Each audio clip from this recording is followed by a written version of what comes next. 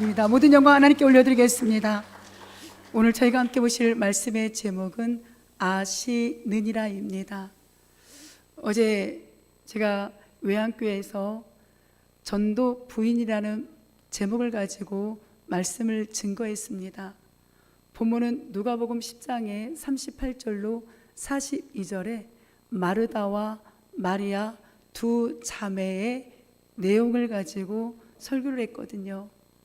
잠시 언급해드리면 마르다의 심령도 예수님은 아셨고 마리아의 마음도 아셨습니다. 그런데 그 두 자매의 차이가 있었거든요. 똑같이 예수님이 찾아오셔서 말씀을 증거하고 있었습니다. 그곳이 예배의 자리였습니다. 그런데 마르다는 예수님이 지금 말씀을 선포하는 예배의 자리에 예배에 집중하지를 않았습니다.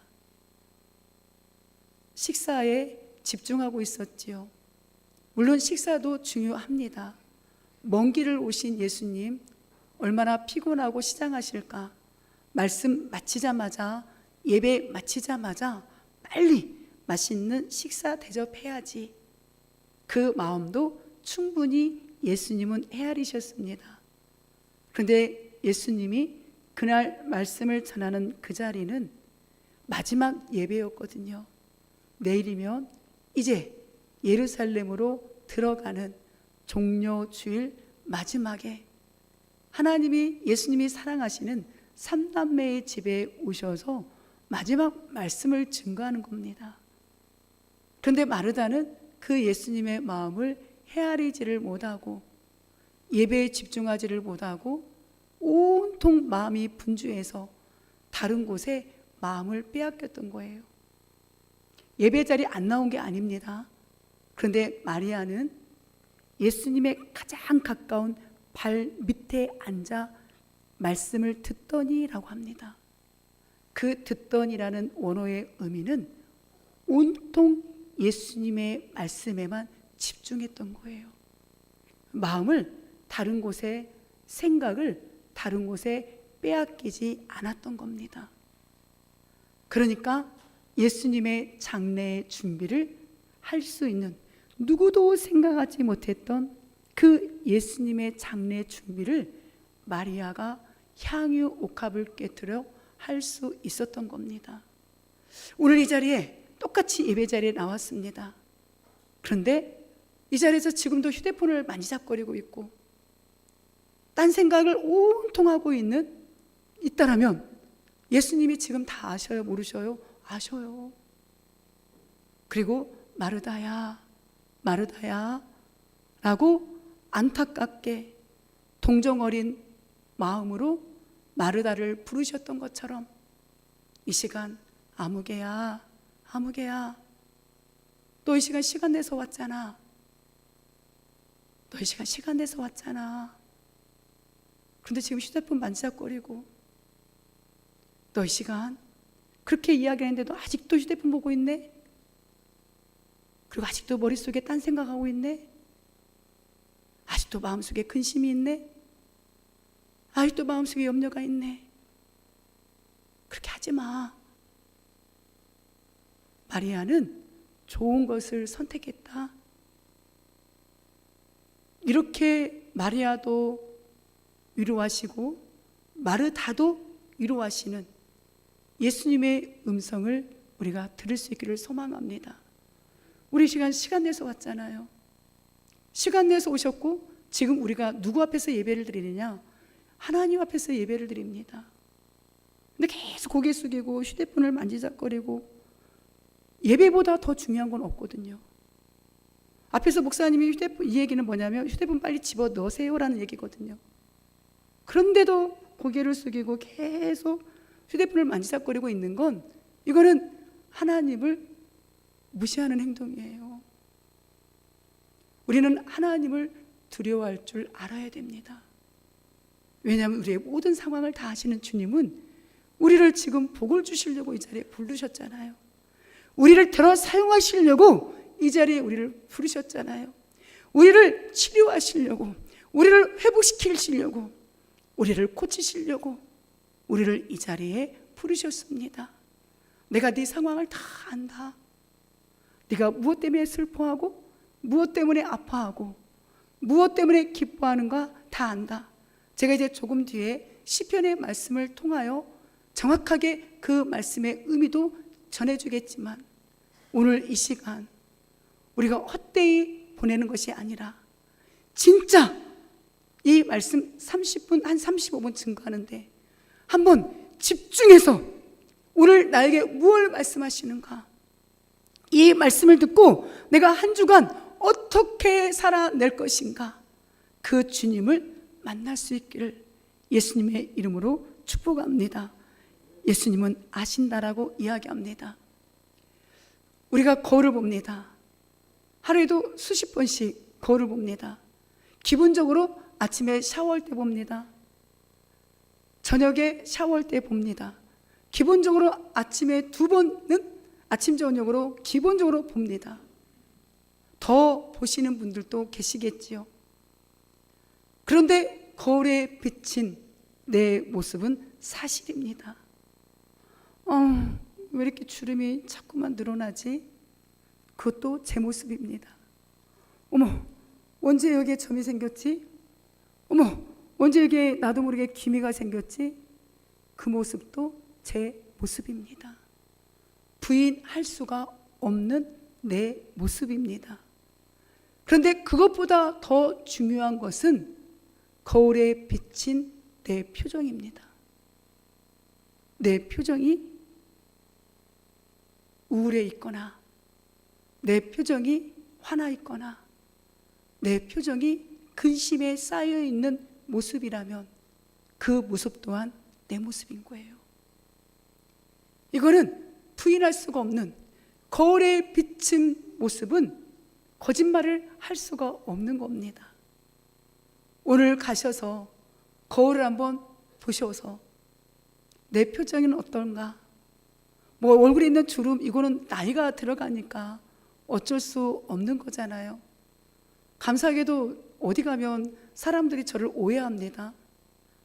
어디 샵을 다니세요? 그래요. 제가 막 마사지를 받고 다니는 줄 아시는 거예요. 어디 샵을 다니네요. 왜요? 피부가 반질반질거리고 막 주름이 하나도 없고 어디 샵을 다니네요. 전 제가 화장품을 만들었습니다. 제가 또 자세하게 쫙 설명을 해드려요. 저는 이렇게 해서 화장품 값이 안 듭니다. 거의 안 듭니다. 거짓말인 것처럼 의심의 눈치를 해요. 그래서 진짜라고, 사실이라고. 이번에 저랑 같이 한 방을 썼던 목사님에게도 제가 화장품을 쭉 놨잖아요. 욕실에다가. 진짜 이거밖에 안 쓰네요. 나 이거밖에 안 쓴다. 근데 당신이 가져온 거 고급 화장품을 가져왔거든요. 그런데 저랑 한 방 쓰는 내내 누구 화장품만 썼을까요? 제 것만 썼어요. 어떻게 내가 얘기가 이렇게 겉길로 갔네요. 뭔 얘기하다가 지금 제가 곁길로 나갔어요. 죄송합니다. 나이 먹는 거는 어쩔 수가 없는 우리의 모습인데, 표정이, 우리의 내면이 진짜 하나님을 믿는 사람답게 즐겁게 살아가야 되는 거예요. 그래야 성경에서 말하는 그 즐거운 모습, 저 사람이 진짜 하나님을 믿어서 얼굴이 밝구나, 근심이 없는 얼굴이구나, 저 사람은 정말 진짜 내면에서부터 예수님을 믿는 사람이구나, 우리가 이 소리를 들어야 되거든요. 그런데 늘 저 사람을 보니까 얼굴에 뭔 근심이 그렇게 가득 차 있을까? 왜 저 사람은 염려로 가득 차 있을까?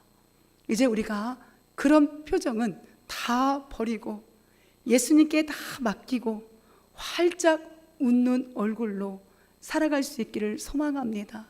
염려와 근심 끌어안아봐야 내 뼈만 삭습니다. 내 뼈만 녹습니다. 그러니 내가 할 수 없는 범위는 다 맡기시고 활짝 웃는, 그래서 정말 누군가에게 선한 미소를 안겨주는 저와 우리 성도님들 되시기를 간절히 소망하지요. 더 나아가 우리 로마서 2장에 보면 하나님 우리에게 뭘 주셨지요? 양심을 주셨습니다. 내가 무엇을 잘하고 있는지, 무엇을 못하는지. 모든 사람에게는 양심이라는 게 있습니다.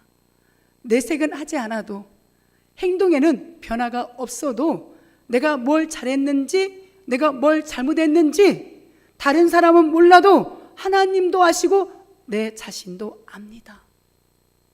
그래서 오늘 우리는 하나님 앞에서 우리의 모든 인생을 굽어 살펴보신다라고 시편에서 이야기하고, 우리의 모든 인생을 감찰하신다라고 시편에서 이야기하는 그 하나님의 뜻에 따라 우리는 나를 아시는 하나님 앞에서 정말 정직하게 하나님이 원하시는 대로 살아가려고 몸부림을 칠 줄 아는 멋있는 그리스도인이 되시기를 간절히 소망합니다.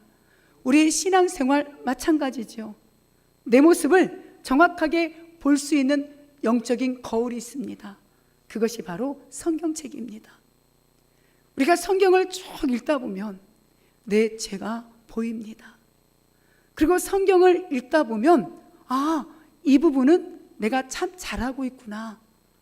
성령님이 나를 위로해 주시고 칭찬도 해 주십니다.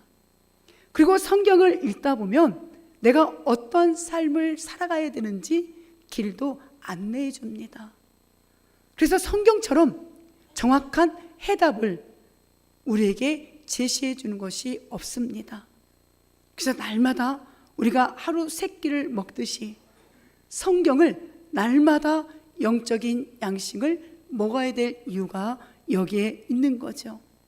그래서 우리가 잘 아는 말씀, 디모데후서 3장 16절 17절 말씀, 우리가 달달 암송하고만 있는 것이 아니라 이 말씀이 우리 안에 실제가 돼야 되죠.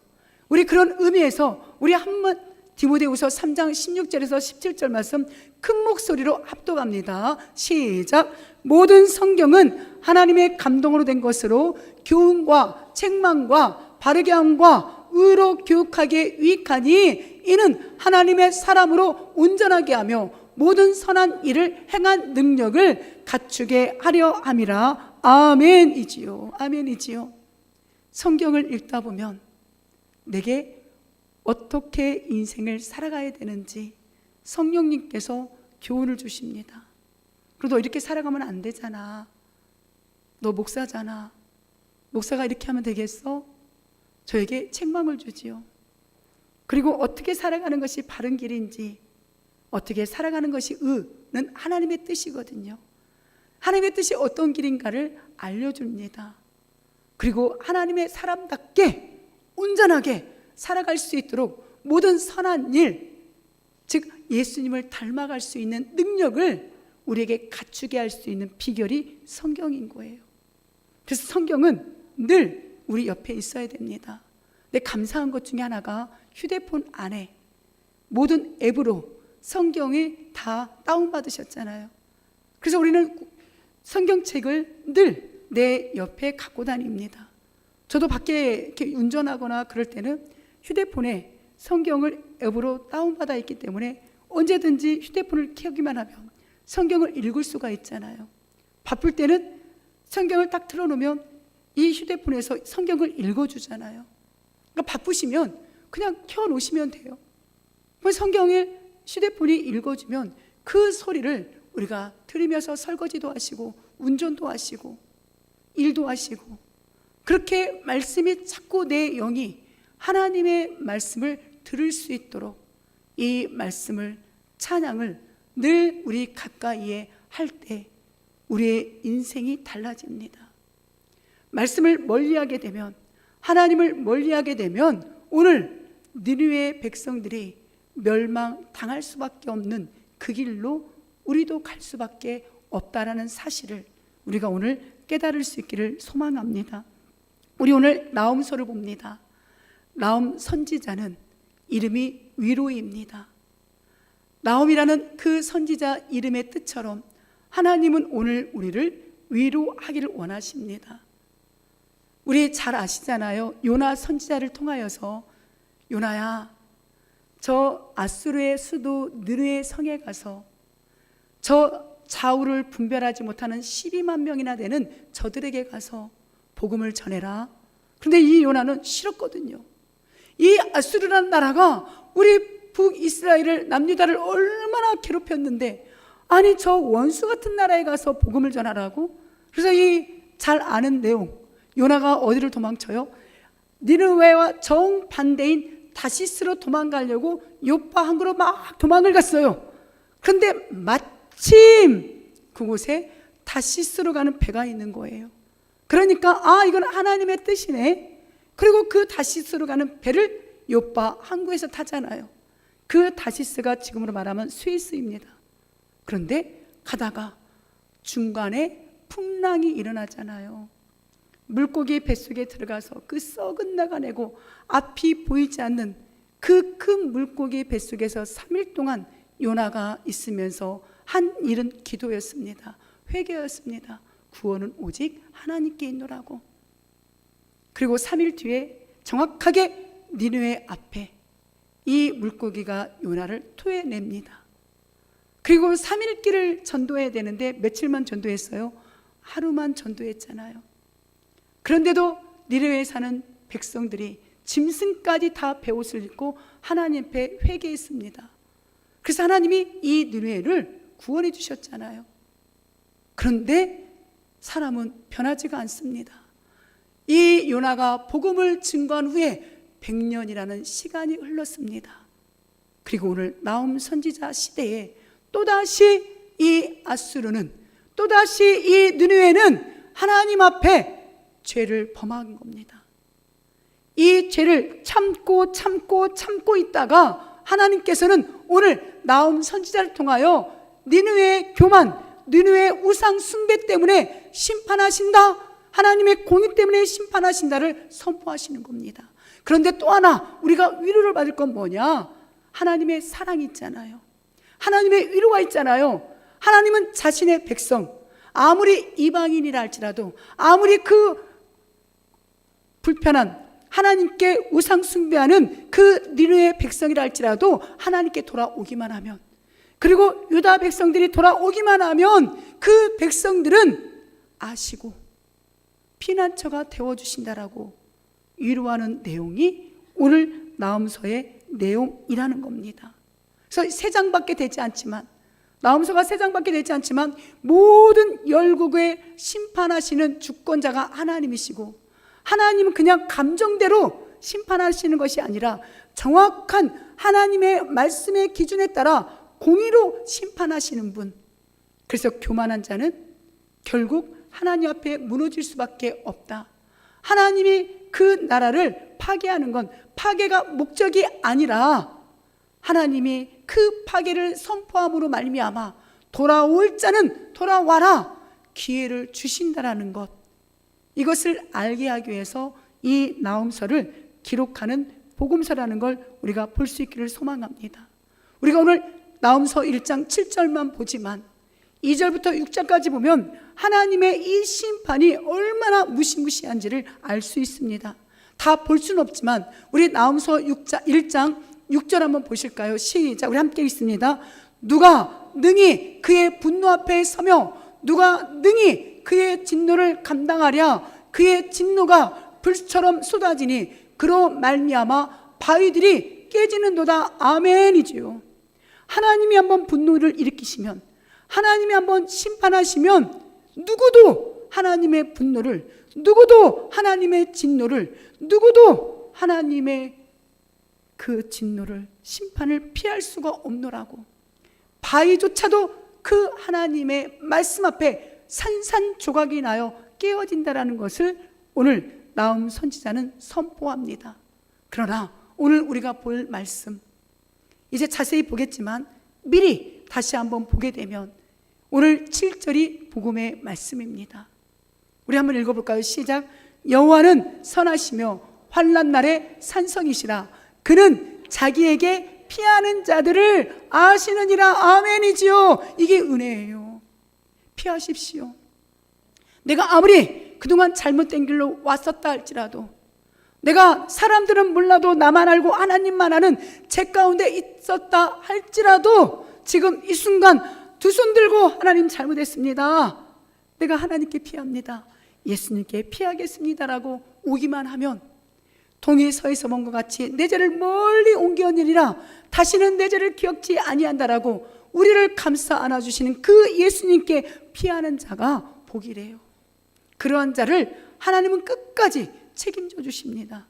이것이 오늘 우리가 봐야 될 나홈서 7절의 이 복음의 말씀이지요. 이 복음의 말씀을 보기 전에 정확하게 우리는 이 느느웨가 왜 멸망해야 되는가를 알아야 됩니다. 제가 지도를 하나 보여드립니다. 우리 성도님들 보시기에 점점점점 이 점선이 있잖아요. 이 점선을 다 아수르가 다스리고 있었습니다. 이것이 하나님의 은혜였습니다. 일반 은혜 가운데 아수르를 조그마한 나라였던 이 나라를 이렇게 강대국을 만들어 놨어요. 그 이유가 뭐냐? 북이스라엘, 여기 미리 보게 되면 이 북이스라엘이 하나님 앞에 우상 숭배를 합니다. 그러니까 이 아수르를 강대국을 만들어서 이 북이스라엘을 침범하게 합니다. 그리고 북이스라엘 백성들아, 너희들 하나님 말씀대로 살아가지 않으니까 이 아수르를 통하여 너희들을 채찍하고 있다. 너희들 빨리 하나님께 돌아와. 이 목적으로 아수르를 부흥케 하셨거든요. 그런데 이 아수르라는 나라가 교만해지기 시작합니다. 하나님을 넘보기 시작하는 거예요. 그래서 이 주변 국가들까지 다 피 흘리게 하고 잔혹한 행위로, 이제 3장을 읽어보시면 윙윙 하는 소리, 병거 소리, 막 이런 소리 다 3장을 읽어보면 그런 나오거든요. 이렇게 주변 나라들을 잔혹하게, 잔인하게 다 무차별하게 파괴하고 약탈하고 고문하면서 다 차지합니다. 여기까지도 하나님은 용납을 하셨어요. 그런데 이 북이스라엘의 이 아수르가 사마리아 사람들에게 이방인들을 다 이주시킵니다. 그리고 그것도 모자라 하나님의 백성인 이 북이스라엘 사람들이 종교 혼합, 즉 하나님 아닌 다른 신을 섬기도록 이방인들과 결혼을 시키고 그들이 우상을 숭배하도록 종교 혼합을 다 들여옵니다. 하나님이 진노가 일어나기 시작합니다. 이것들 봐라, 이 아수르 봐라. 그런데 하나님이 참지 못한 사건이 벌어지기 시작합니다. 이 아수르만이 아니라 남유다까지 이 아수르가 공격하기 시작합니다. 아니, 내가 아수르에게 북이스라엘만 징계의 도구로 쓰임받게 했지 남유다는 아니야. 얘들아, 남유다는 아니다. 남유다를 통하여 메시아가 와야 돼. 남유다를 통하여서는 바벨론이라는 나라를 준비했지 너희 아수르는 북이스라엘까지만이야. 남유다는 너희의 몫이 아니다. 그런데도 이 북이스라엘은 하나님의 말씀을 외면합니다. 그 증거가 어디에 있느냐? 이사야서에 보게 되면 우리 이사야 37장 35절로 36절 히스기야 사건 아시잖아요. 우리 새벽님이 나오신 분들은 쭉 다 보셨기 때문에 아시는데 우리 한번 읽어볼까요? 대저 내가 나를 위하여 내 종 다윗을 위하여 이 성을 보호하며 구원하리라 하셨나이다 하리냐. 여호와의 사자가 나가서 아수르 진중에 18만 5천 인을 쳤으므로 아침에 일찍이 일어나 본즉 시체뿐이라. 아멘. 이 아수르 사네립 왕이 남유다 왕을, 히스기야 왕을 무시합니다. 야, 네가 하나님을 믿는다고? 하나님이 어디 계셔? 우리가 이렇게 강대국이 됐는데 편지를 써서 조롱해요. 그러니까 히스기야 왕이 그 편지를 가지고 성전에 올라가서 밤새 눈물로 기도합니다. 하나님, 저 아수르 사네립 왕이 하나님을 무시하고 하나님의 백성인 우리를 이렇게 무시하는데 하나님 가만히 계시면 안 되잖아요. 하나님이 살아계신 걸 보여줘야 되잖아요. 이 예루살렘 성을 다 포위해서 우리가 꼼짝달싹 못하게 생겼습니다. 하나님 어찌하면 좋겠습니까?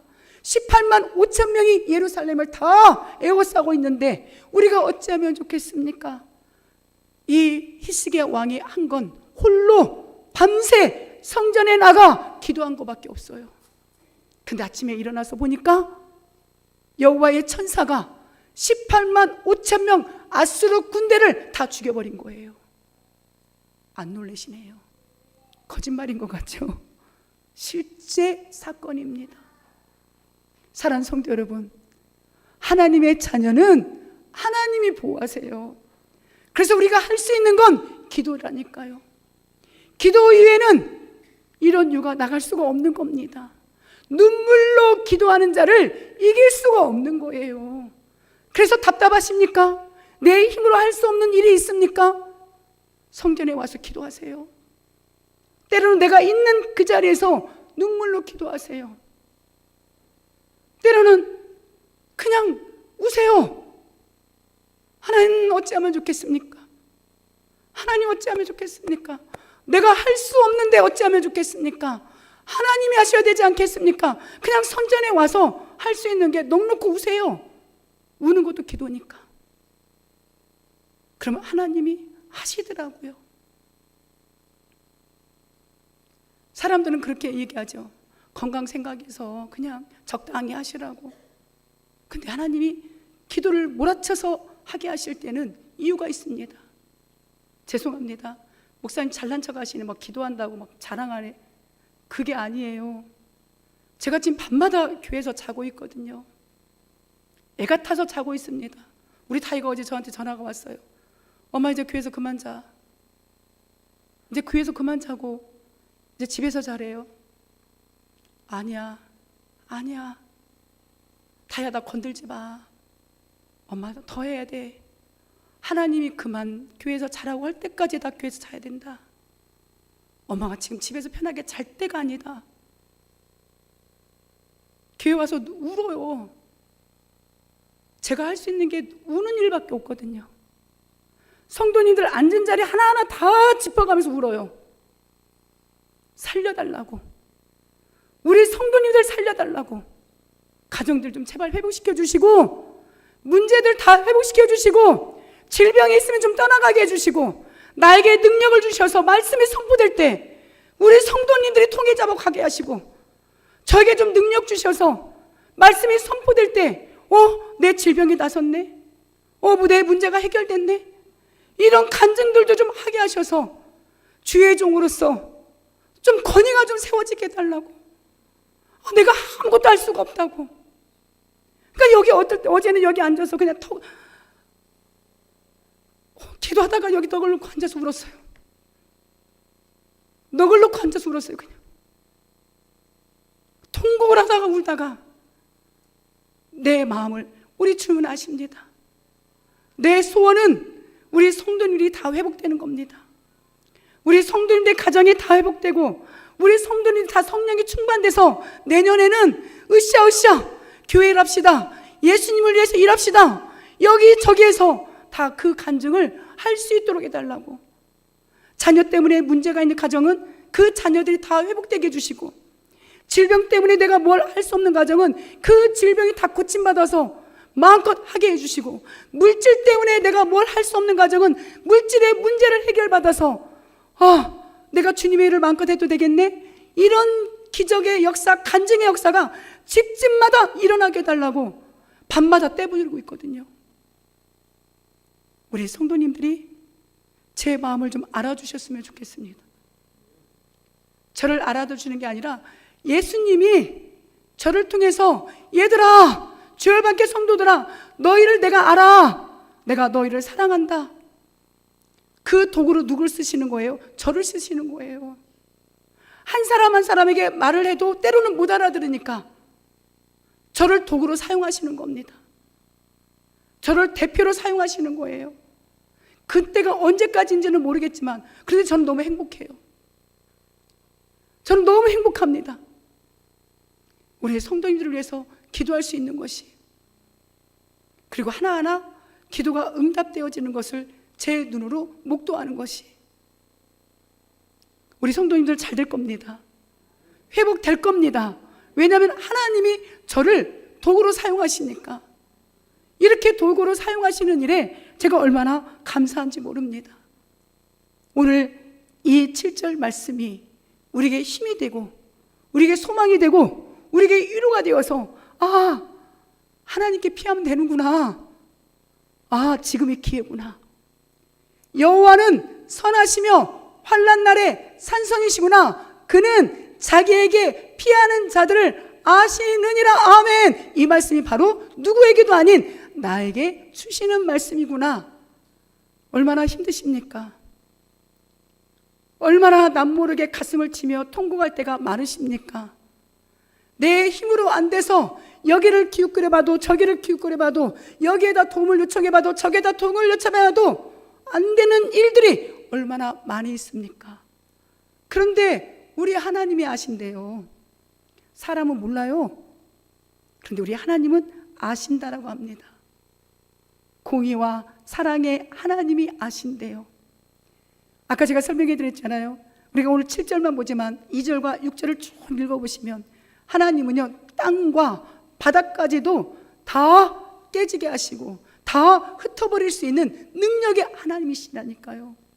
그런데 단지 맹목적으로 분노를 쏟아부시는 분이 아니라 오늘 7절의 말씀을 통하여 나를 받아오, 하나님인 나를 인정해다오, 나는 사랑의 하나님이다, 너희를 도와주는 도움의 하나님이다, 너의 피난처가 되는 하나님이다, 이런 하나님인 나를 인정해다오.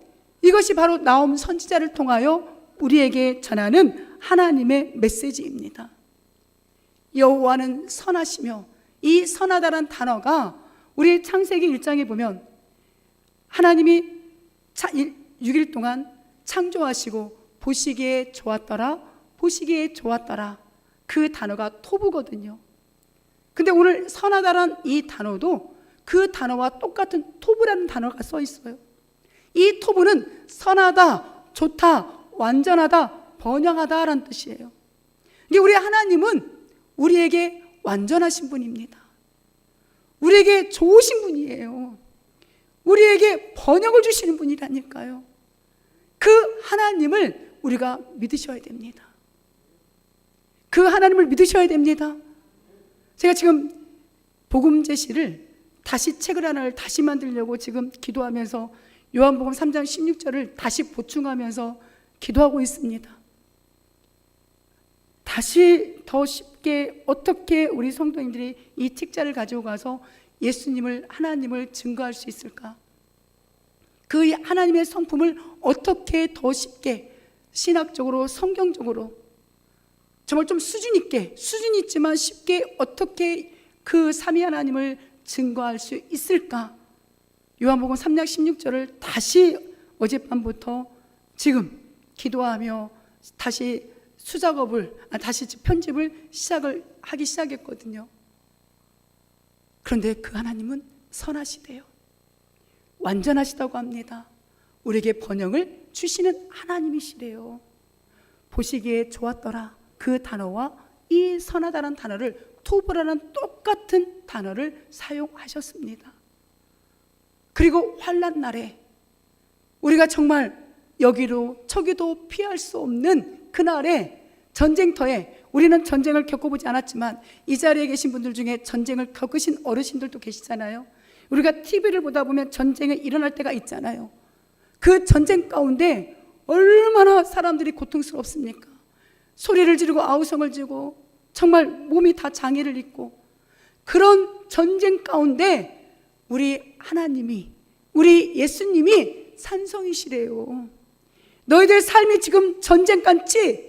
전쟁처럼 여기를 봐도 저기를 봐도 아우성이지? 그때 가장 안전한 장소, 너희들을 보호자는 하나님이시래요. 오늘 7절에 누가 친히 알려주십니까? 하나님이 나홈 선지자에게 알려주시는 거예요. 그래서 이 다윗이 그렇게 고백합니다. 우리 함께 읽어볼까요? 여호와는 나의 반석이시오, 나의 요새시오, 나를 건지시는 이시오, 나의 하나님이시오, 내가 그 안에 피할 바위시오, 나의 방패시오, 나의 구원의 뿌리시오, 나의 산성이시로다. 아멘. 그러니 다윗이 살아가지요. 쫓기는 인생 가운데도 살 수 있었던 비결이 이런 믿음의 고백을 할 수 있었기 때문에 다윗이 살아갔던 겁니다.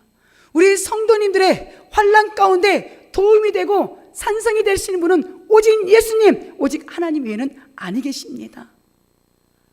우리 성도님들에게 하나님은 어떤 분이십니까? 우리 성도님들에게 예수님은 어떤 분이십니까? 우리 성도님들에게 성령님은 어떤 분이십니까? 그 해답을 오늘 말씀을 통하여 찾으시기를 간절히 소망합니다. 우리가 지금 계속 시편의 말씀을 지금 보고 있거든요. 새벽에 시편 50편에 보면 환난 날에 누구를 부르래요? 하나님을 부르래요. 예수님을 부르래요. 내가 너를 건지리니 내가 나를 영화롭게 하리라. 아멘이죠. 예수님은 지금 보이지 않지만 우리와 함께 동행하셔서 우리를 얻고 가신다니까요. 우리를 안고 가신다니까요. 그러니까 우리가 이렇게 안전하게 하루하루를 살아갈 수 있는 거예요. 그 보이지 않는 하나님을 만나시는 분이 복이라니까요. 하나님이 어디 계셔? 어디 계시길래 내가 맨날 이렇게 힘들어가 아니라 보이지 않는 그 하나님을 말씀으로 만나는 분, 기도로 만나는 분. 아, 환난 날에 내가 예수의 이름을 부르니까 예수님이 나를 건져주시네. 이렇게 믿는 분이 진짜 복 있는 분이고, 그분은 믿음대로 될지어다. 예수님이 말씀하셨잖아요. 내 믿음대로 될지어다. 믿으세요. 그리고 선포하세요. 그리고 그 하나님이 이루시는 일을 우리가 바라보시기를 주의 이름으로 축복합니다. 출애굽기에 이런 말씀이 있습니다. 주께서 전에 말씀하시기를 나는 이름으로도 너를 알고 너도 내 앞에 은총을 입었다 하였사온즉 너는 내 목종에 은총을 입었고. 우리는 날마다 하나님의 은혜를 입고 살아가는 주의 자녀들입니다. 내가, 즉 하나님이 내 이름으로 너를 안대요. 우리의 이름을 누가 안대요? 하나님이 아신대요. 예수님이 아신대요. 누구의 이름을? 나의 이름을. 얼마나 감사합니까? 시편 139편에도 제가 정말 좋아하는 말씀이거든요. 여호와여 주께서 나를 살펴보셨으므로 나를 아시나이다. 아멘이죠. 주께서 내가 앉고 일어섬도 아시고 아멘. 멀리서도 나의 생각을 밝게 하시오며 아멘. 나의 모든 길과 내가 눕는 것을 살펴보셨으므로 나의 모든 행위를 익히 아시오니 아멘. 여호와여 내 혀의 말을 알지 못하는 것이 하나도 없으시나이다. 아멘이지요. 내가 앉고 일어섬도 아시고 멀리서도 내 생각을 아시는 하나님, 나의 모든 길을, 내가 눕는 것을 다 아시는 주님, 그 주님을 나는 사랑한다라고 고백합니다. 나는 그 주님만을 신뢰한다고 고백합니다. 이것이 우리의 믿음의 고백이 되기를 간절히 소망합니다. 얼마나 감사해요. 우리가 할 수 있는 건 그냥 고백만 하면 돼요. 믿기만 하면 된다니까요. 근데 이것도 우리가 못하면 안 되잖아요. 하나님 우리에게 다른 걸 원하는 게 아니라 믿으라는 거예요. 믿고 선포하라는 겁니다. 그리고 즐겁게 기쁨으로 살아가라고 하는 겁니다. 감사함으로 살아가시기를 주의 이름으로 축복합니다. 밤목섬에 유배되어 있던 그 사도 요한에게 예수님이 나타나셔서 이 말씀하시잖아요. 에베소 교회에 이 말씀 전해라. 내가 내 행위와 수고와 내 인내를 안대요. 내가 참고 내 이름, 즉 예수님의 이름을 위하여 견디고 게으르지 않은 것도 안 돼요. 우리 성도님들이 예수님 때문에 참는 거 안 돼요. 예수님 때문에 수고하고 인내하는 거 아신대요. 그러니 얼마나 힘이 됩니까? 때로는 얼마나 진짜 내 성질 같으면 같이 맞짱하면 또 이러고 싶을 때 솔직히 있잖아요. 그런데 내가 목사니까 참아야 되잖아요. 내가 장로니까 참아야 되고, 내가 권사니까 참아야 되고, 내가 집사니까 참아야 되고, 내가 안수 집사니까 참아야 될 때가 있는데 하나님이 예수님이 안 돼요. 그러면 됐잖아요. 같이 싸울 필요가 없잖아요. 사대교회 내가 내 행위를 아노니, 여기는 책망입니다. 내가 살았다고 했지만 너는 죽은 자야. 한쪽으로는 칭찬하지만 한쪽으로는 책망하는 이 예수님을 우리가 만날 수 있기를 소망합니다. 그래서 예수님은 이 땅에 오신 거예요. 그래서 하나님이 우리에게 피할 자를 보내주셨는데 그 피할 자가 바로 예수님이신 겁니다. 우리 로마서 5장 10절 말씀 한번 읽어볼까요? 시작. 우리가 원수 되었을 때에 그의 아들의 죽으심으로 말미암아 하나님과 화목하게 되었은즉 화목하게 된 자로서는 더욱 그의 살아나심으로 말미암아 구원을 받을 것이니라. 아멘. 하나님과 내가 죄 때문에 원수가 되었는데 우리가 피할 길을 예수님을 보내주셔서 하나님과 우리가 화목하게 되어 구원을 받았습니다. 이 사실이 우리에게 소망이요 위로고 우리가 피할 길은 예수님밖에 아니 계십니다. 이 예수님을 영접하고 예수님의 말씀에 순종하는 것, 이것이 바로 죄인인 우리가 살 길입니다. 니느웨의 모습은 다른 사람의 모습이 아니라 바로 내 모습이었던 거예요. 나를 아시는 예수님께 피하십시오. 예수님께 피하십시오. 그래서 로마서의 8장에 보면 예수님께 피하는 자는 그러므로 이제 그리스도 안에 있는 자에게는 결코 정죄함이 없나니 이는 그리스도 안에 있는 생명의 성령의 법이 죄와 사망의 법에서 너를 해방하였습니다. 아멘. 그래서 우리는 심판의 자리에 니느웨처럼 가지 않는 겁니다. 내가 잘나서가 아니라, 내가 선해서가 아니라 나도 니느웨예요. 제가 니느웨입니다. 그런데 예수님께 피할 수 있도록 성령님을 보내주셔서 예수님께 피했기 때문에 이 사망의 자리에 우리가 가지 않았던 겁니다. 수많은 사람이 그 사망의 자리, 죄인의 자리에서 아직도 하나님께 오지를 못하고 있습니다. 그런데 우리가 이제 예수님을 통하여 하나님께 오십시오. 우리는 이미 건너왔잖아요. 다음 주 추수감사절입니다. 한 주간 동안 우리 가족에게, 우리 전도 대상자에게, 우리 장기 결석자에게 찾아가셔서 이 복음을 전하셔서 영원한 영생, 심판받지 아니하는, 죄를 받지 아니하고 생명의 길로 올 수 있는, 우리가 피할 길이 있는 그 예수님을 전하셔서 그도 예수님께 피하여 영원한 생명을 얻을 수 있도록 우리가 복음을 들고 나가시기를 주의 이름으로 축복합니다. 아멘. 가슴에 손을 놓고 기도하십니다. 나는 나의 피난처가 되시며 나를 아시는 예수님만 바라보며 살겠습니다. 다시 한번 결단합니다. 나는 나의 피난처가 되시며 나를 아시는 예수님만 바라보며 살겠습니다. 아멘. 우리 다 함께 자리에 일어나셔서 우리 나의 힘이 되신 여호와여 찬양 올려드리고 함께 기도하시겠습니다.